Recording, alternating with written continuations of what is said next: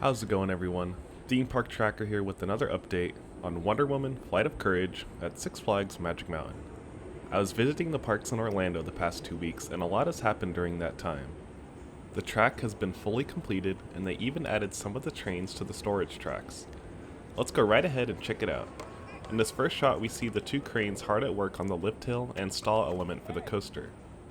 This work by the stall could be repainting of the supports that were scratched up, or smoothing the transitions of the different track pieces. In the next shot, we got a better look at the fence installation going on around the attraction. The planter off to the left is being rebuilt to form the portion that was reduced when they put the footers in. Looks like there will be this ever so tiny gap between the planter and the fence for guests to walk through. Behind the planter and where the black fence ends, there's some chain link fence. They plan on putting the nicer fencing up to where the guests have walkway access. On the other side, it tells us a different story, as it's going to be chain link fence for the areas that guests can't access. For example, just past the Ace of Clubs restaurant, the permanent chain link fence begins. The rest of the area has had its construction fencing removed, revealing the final product of what guests will see in front of Justice League. They already have warning signage that tell guests to stay out. They also have a ways to go in terms of repainting the supports from the damage as mentioned earlier. Multiple areas of the supports have those dark red primer patches that will need to be touched up on before the ride opens. All in all, the area is looking clean, but I again do wish they accounted for shade in the planning of these areas. Justice League Plaza has officially no planters with big shady trees, leaving this as another hot zone in the park. Hopefully, the other side of DC Universe accounts for this issue and replaces the many trees and shade they removed while building this new coaster. Also, it looks like the chain lift has been installed, further indicating that testing may soon be on the horizon, or at least a pull-through test. On the other side of the construction site, we got a glimpse of one of the 4 trains that will be used on the coaster. To the right of that, work is continuing on the facade with scaffolding still up around the building.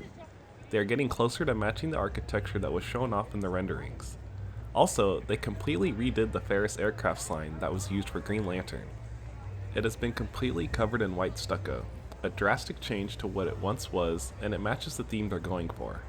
To the right, they are in the process of painting the Teen Titans spinner. This will be the 3rd time this building gets repainted into something different, although this time with a slightly different entryway. Other than that, there were lots of workers around the land indicating that they are all hands on deck trying to finish this area up. June is almost over. The station and land are the farthest off from completion, further proving that the August opening rumors are accurate. Only time will tell when the park finishes this coaster. Moving on behind the park, we can see that all 4 trains the park ordered are on site. 2 of them are sitting on the storage tracks, 1 of them on the transfer track, and the 4th one is on the ground waiting its turn to be loaded onto the track. This is very exciting, and they are wasting no time at all getting these trains ready. Crews were working on the farthest train's wheels assemblies during this time. It's great that the park ordered 4 trains like they did for Twisted Colossus. This way, they can always run 3 trains while 1 is in refurbishment.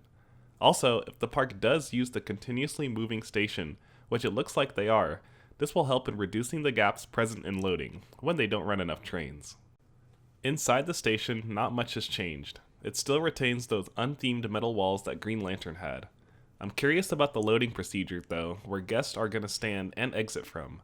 Meaning, will there be enough time for guests to get off the train, new guests to board the train, and then have the ride operators check restraints before the train reaches the end of the station? Of course, this will only be an issue if they do use the continuously moving station, like Jersey Devil does at Six Flags Great Adventure. To the right of that, fencing has gone around the low points of the coaster. The fencing on the farthest is permanent, and the side closest to us is still temporary.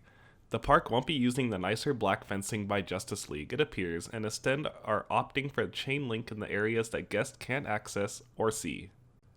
Over on the left side, we got a better look at what's going on for DC Universe. Looks very unshaded, but they might be doing something about it, with those planter-looking boxes in the middle, made of the concrete blocks. They also have a wooden mold for one off to the right. The footers for the new DC Universe arch are visible, but they could just be from the old arch. Other than that, the renderings didn't show off too much for this land, aside from Teen Titans and the new archway. Again, time will tell, and hopefully it's not all concrete, like Full Throttle Plaza, Justice League Plaza, and the Underground.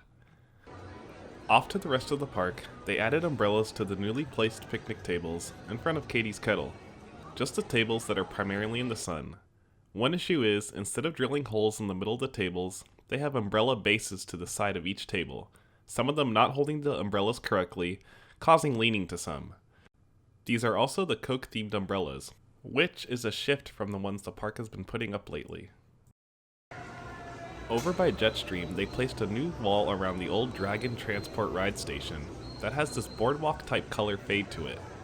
Not sure why they changed this from the picket fence that was here, but it looks out of place now. They also repainted this wall a similar theme. This whole area could be repainted soon, it looks like, or it was just for that current section only. And finally, the other big news that happened while I was away was the opening of Lex Luthor Drop of Doom. Yes, the drop tower is now open after a lengthy refurbishment. Everything is pretty much the same inside and out. The air-conditioned queue looks the same as before. It's great to see Lex Luthor back open and running alongside Crazanity as two of the park's only thrill flat rides. And moving on next door, over at Hurricane Harbor, Tiki Falls is still closed for refurbishment. They are in the process of repairing this pool exit stair drainage and the concrete directly in front of the slide. Hopefully they can get this back up and running soon, as it's a popular slide in the park. Well, that's all for this update. Remember, summer break is in full effect, which means the parks will be busier than normal, especially on Saturdays. West Coast Racers here had a full indoor and outdoor queue during the afternoon. Well, thank you so much for watching, and please like the video if you enjoyed. Thanks again, and see you on the next update.